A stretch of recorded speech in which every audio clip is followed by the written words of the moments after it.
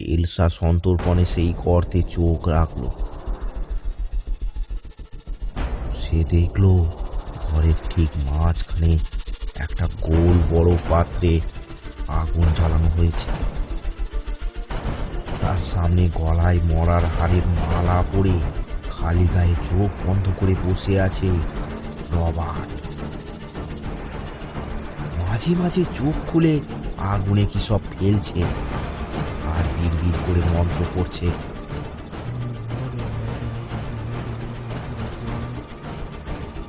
আগুনের তাপে তাকে আরো হিংস্র দেখাচ্ছে। মাঝে মাঝে একটা সোনালি রঙের ধোঁয়া গড়িয়ে পড়ছে মাটিতে। ওগুলো কি? চোখ পড়তেই থর থর করে কেঁপে উঠল এলসা। আগুনের চারধারে কত হিংস্র জীবজন্তু!